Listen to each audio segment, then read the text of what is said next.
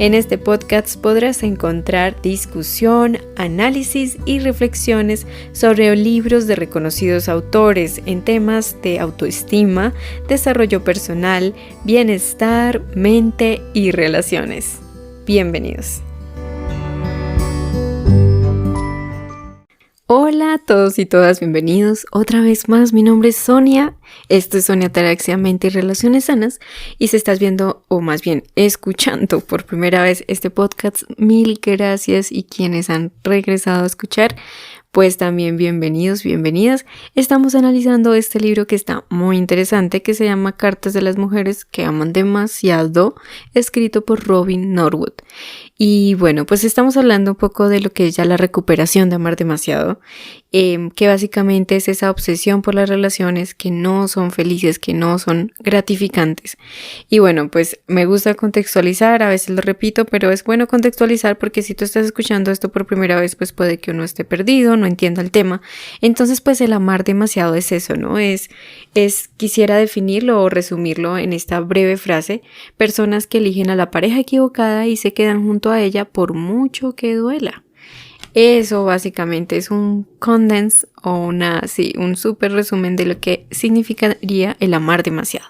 Pero ya sabes que si tienes curiosidad de qué es ese tema y cómo es eso, pues lo estuvimos viendo en la primera serie del canal de YouTube. Así que en la descripción de este audio, pues ahí vas a ver el enlace del canal para que lo busques y pues ahí también lo que quieras ver. Pero vamos a centrarnos en este capítulo, lo que es cuando una persona ama demasiado, pero también tiene otras adicciones que alimentan de alguna manera unas a las otras y pueden llevarle a recaer no solamente en una adicción a una sustancia, sino también en las relaciones. En el episodio pasado estuvimos hablando un poco y quedé pues con la duda, les dejé más bien la intriga de lo que es ese paralelo de una adicción a una sustancia a pues las relaciones, ¿no? Cuando te obsesionas con una persona y no puedes dejarla, o cuando ya sabes que esa persona no tiene nada para darte, no te quiere, no está interesada, es una persona imposible, ya tiene otra relación, pero no puedes sacártela de la mente, no puedes simplemente aceptar que esta persona no te quiere, que no quiere estar contigo, o que simplemente quiere otras cosas que tú no, y tú no estás ahí. Entonces, pues aquí, pues con el alcohólico pues hay una cuestión, ¿no? Y es que el alcohólico o el drogadicto pueden cerrar la botella, pueden dejar de inyectarse, aunque bueno, con el respeto obviamente de estas personas, porque eso también no es tan fácil, ¿no? O sea, sí, pues parece que sí cierre la botella. Pero digamos lo que sí hay una diferencia con el amar demasiado y con las adicciones a los alimentos, porque no podemos dejar de comer. Un ser humano podría vivir sin consumir alcohol y por supuesto pues sin consumir drogas. Pero en el caso de una mujer o una persona que ama demasiado, pues no podemos vivir, somos seres sociales, nos estamos relacionando todo el tiempo. A donde vayamos hay seres humanos, venimos de familias donde hay seres humanos, enfermos o no enfermos, pero pues son personas. Y también no podemos vivir sin comer. Si tengo una obsesión por la comida, si tengo un trastorno alimenticio, pues yo no puedo dejar de comer, porque ahí sí me voy a morir. Entonces, ¿cómo es esto, no? ¿Cómo es la recuperación y en qué consiste entonces, tanto en los alimentos como en las relaciones sociales, la recuperación? Y para eso vamos a hablar de la historia de Millie, que es una de las cartas que está en este capítulo, donde ella nos habla un poco de cómo ella empieza a ver esta cuestión de aprender a diferenciar primero pues entre esas personas que no son tan saludables para ella o que le generan esa obsesión y otras personas que de pronto son un poco más sanas y más apropiadas para su vida. Ella habla que pues simplemente va a un partido de tenis con sus amigos y obviamente ella tenía su pasado, ¿no? Porque pues sus amigos ya la conocían por meterse en relaciones bastante caóticas con hombres muy salvajes, digámoslo así, en el buen sentido. O sea, ahí lo habla así el capítulo, no quiero ofender a nadie, simplemente pues haciendo referencia a personas que son muy poco adecuadas para una relación saludable y sólida. Y pues hay dos opciones, ¿no? Hay en ese juego de tenis o en ese juego, no recuerdo, pero pues habían dos hombres disponibles o solteros, digámoslo así, como que ya divorciados.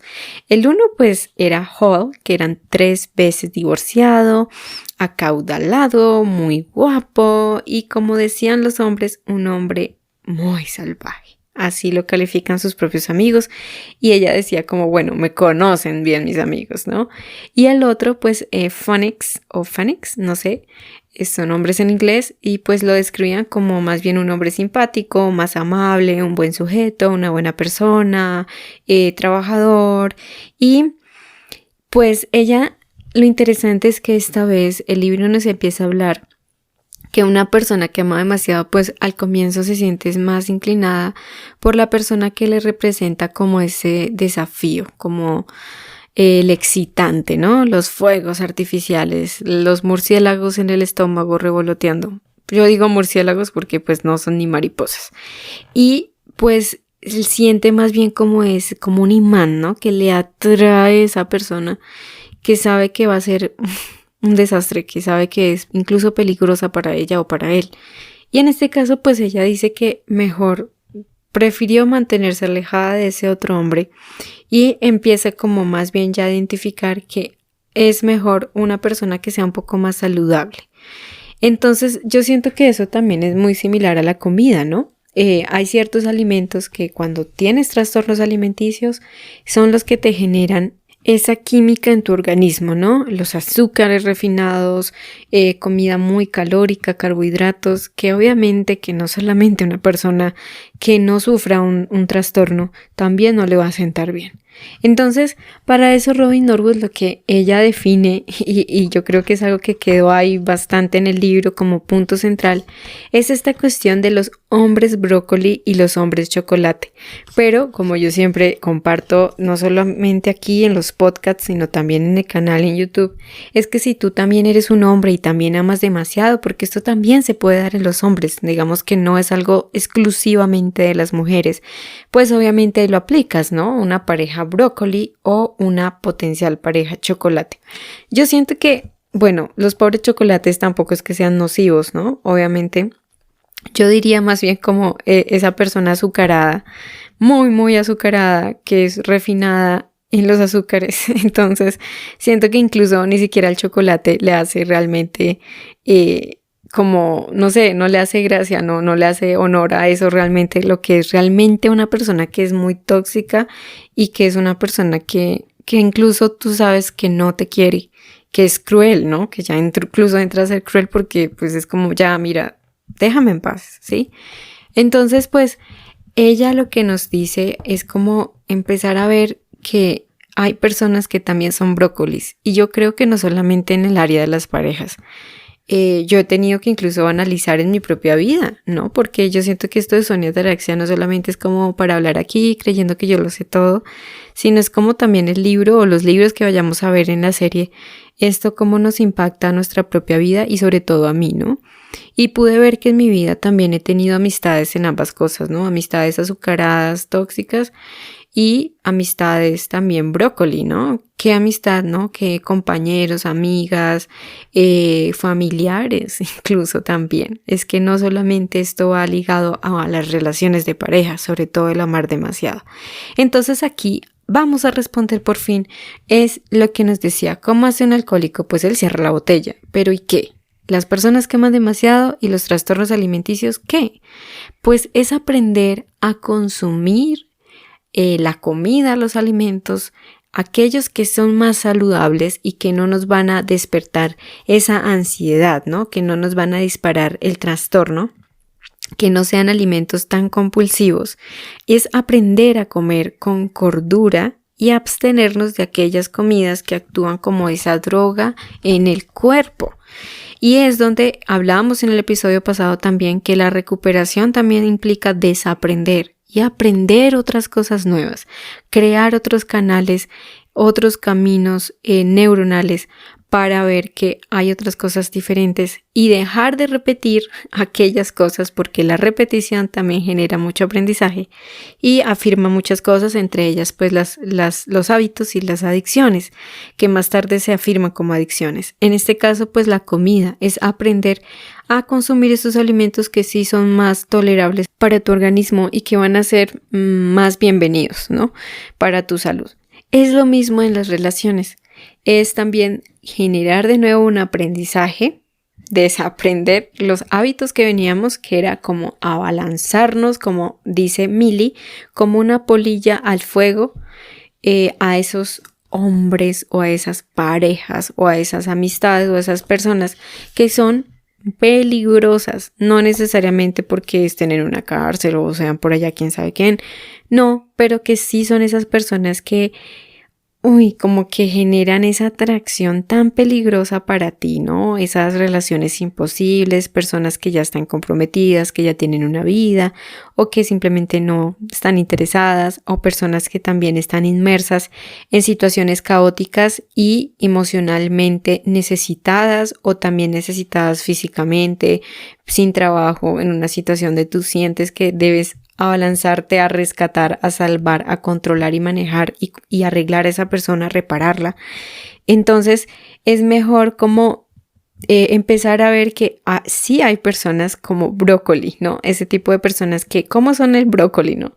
Para una mujer que ama demasiado o una persona que ama demasiado, es como ese tipo de personas que pues no parecen demasiado excitantes, que son más bien estables, sanas, se interesan por nosotros, que son como buenas personas, que están interesados en tu bienestar, que no parecen necesitados, ¿no? Usualmente como que pues una persona que ama demasiado y que está en la fase activa pues dice, no, pues no me gusta porque pues inconscientemente no tiene nada que arreglarle a la persona, o sea, no tiene una situación económica terrible, no está en el fondo de una adicción, no está por allá atrapado en quién sabe qué problemas con la justicia, o sea, no le representa un desafío que domar o arreglar.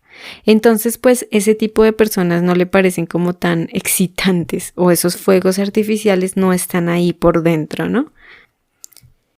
Y bueno, para terminar esta otra mitad del podcast, vamos a estar ampliando un poco más esto que dijimos que era de los trastornos alimenticios, ¿no? Entre ellos, como ya muchos o muchas personas sabrán, está pues la bulimia, el exceso, ¿no? Los atracones de comida, y la anorexia, que es la carencia de alimentos, la inanición, no ingerir alimentos. Entonces, ahí vamos a terminar o a despedir esta parte del podcast hablando de una carta muy interesante de Margie, quien es una persona que tiene trastornos alimenticios, es hija de un alcohólico, y habla que en su caso fue su padre alcohólico quien la abrumó de amor y la abrumó más bien de protección. Yo no diría que es amor la sobreprotección, pero ella siente que a pesar de todo ello, de esa aprobación que tuvo en su padre, sí ve que sale al mundo queriendo recibir la aprobación del mundo exterior, no solamente de ahí. Y así es como ella ve que comienza a sentirse inadecuada y indigna de amor, y comienza esa espiral de la adicción. En cierto modo, hay algo que ella menciona y me parece súper interesante, y es que a veces pensamos que el amar demasiado solo está presente mientras tengamos una pareja o mientras nos guste a alguien o haya alguien o estemos saliendo con alguien.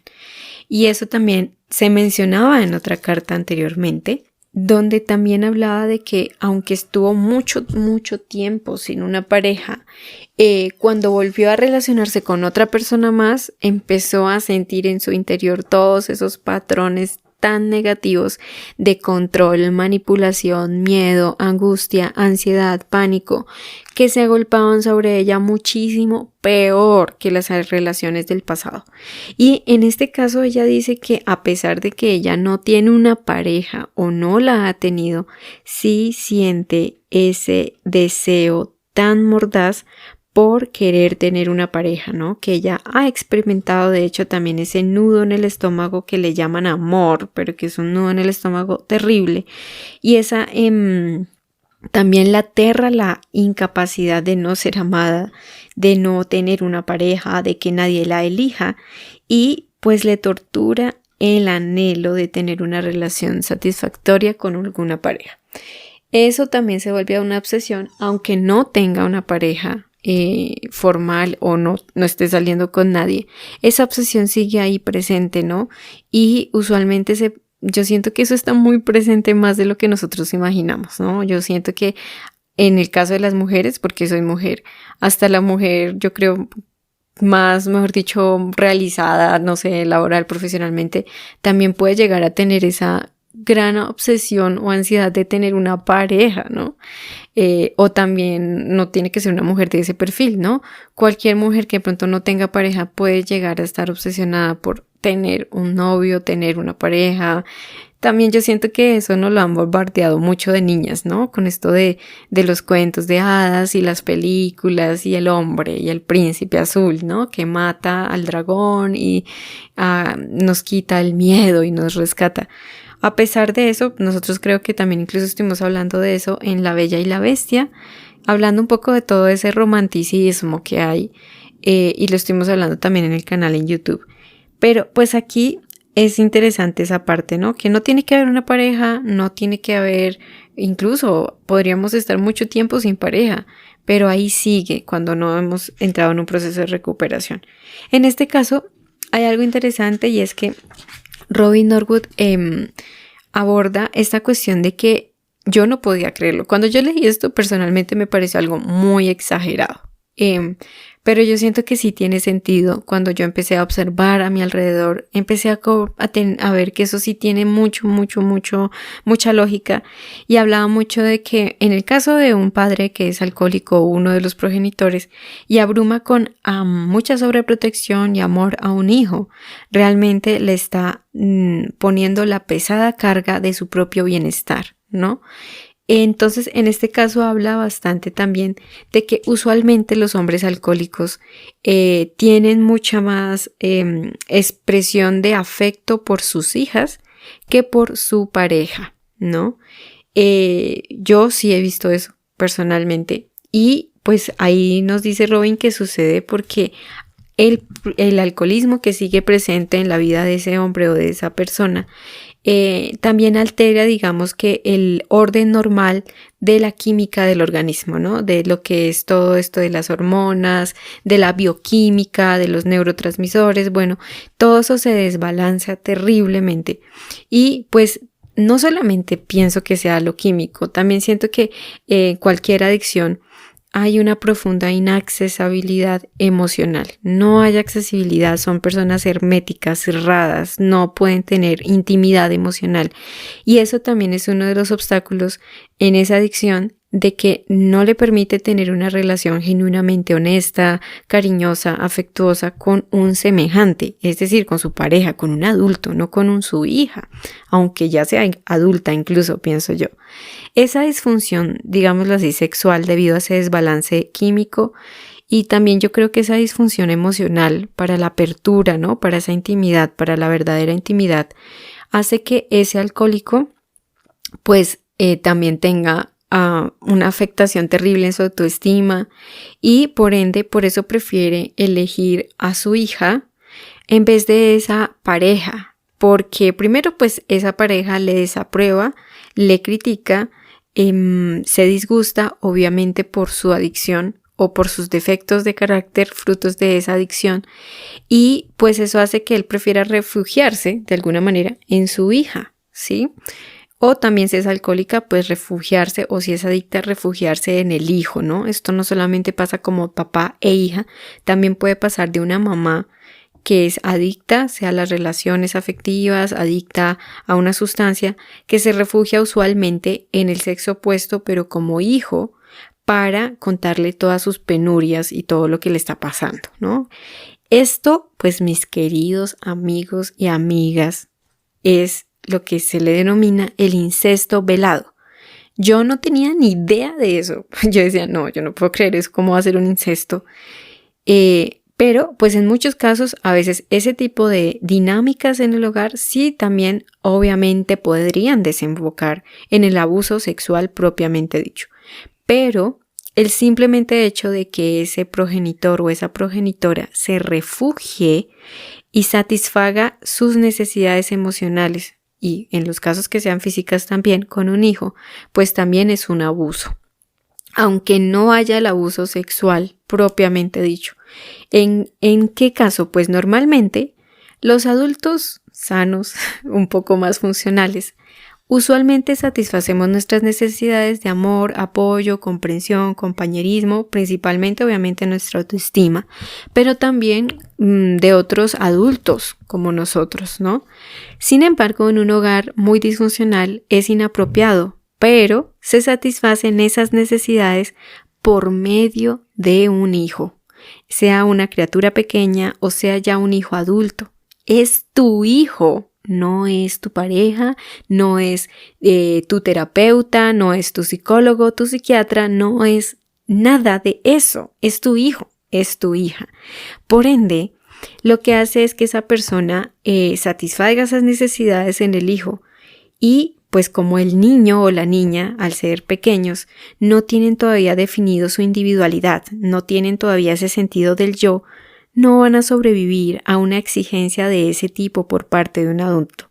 Es allí donde el niño pasa a estar al servicio de las necesidades del adulto, donde el niño le toca proteger y hacer feliz a ese adulto y cargar con toda la frustración, el estrés, la angustia por todo lo que está atravesando ese progenitor, cosas que también ni siquiera debería saber un niño. Entonces, pues yo siento que esto para mí en su momento fue una gran revelación, pero es muy cierto. Y pues bueno, si tú que estás escuchando esto has visto eso, ¿cómo lo puedes cambiar? ¿Cómo ves que eso ha pasado en tu exterior? ¿Te ha sucedido? ¿Tus papás han hecho eso contigo? ¿Te han contado sus problemas privados e íntimos de su pareja o de su vida privada que deberían contársela a otra persona mayormente cualificada? ¿Te sigue pasando eso incluso ya siendo adulta o adulto? Entonces allí es con estas preguntas que quisiera cerrar y también articular el tema que hablábamos, de que allí en Margie, creo que es ella, quien se le origina también esta compulsión alimenticia, ¿no? Y ahí donde quisiera cerrar finalmente con que Robin Norwood le dice mucho a ella, ¿no? O sea, una cosa es tu adicción a las relaciones afectivas y otra cosa es la adicción a la comida.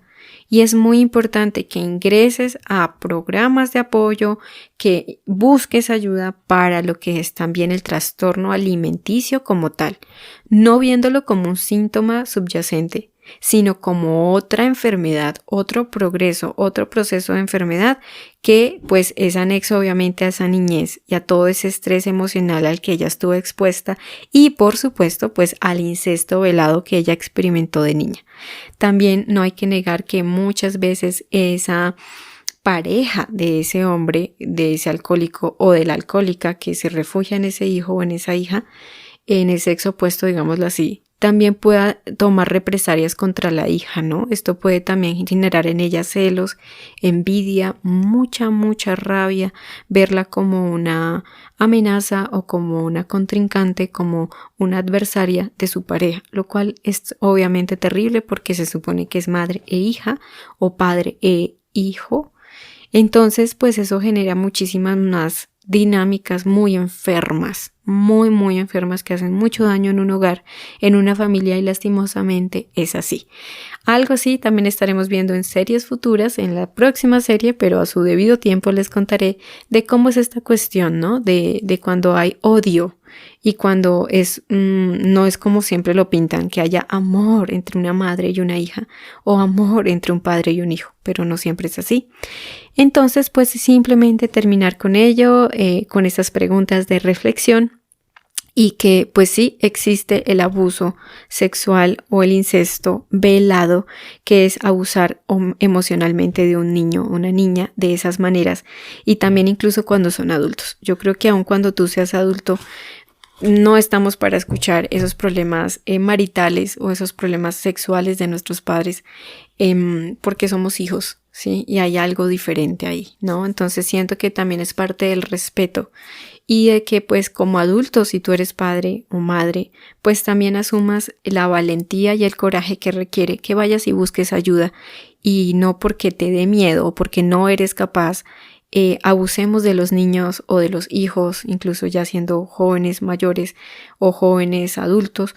Debemos ponerle un orden a las cosas. Es lo que pues siento que el libro tiene mucha coherencia. Entonces pues finalmente quiero darte las gracias.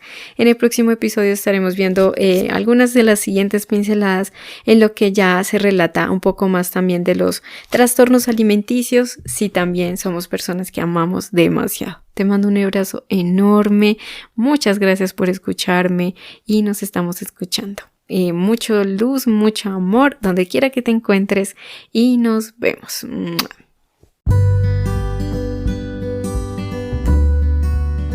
Si te gustaría conocer más, te invito a que te unas a mi podcast y me acompañes a despertar nuestra conciencia. Conoce mucho más en el canal de YouTube de Sonia Ataraxia y encuéntrame como Sonia-Ataraxia en Instagram, Twitter, entre otros.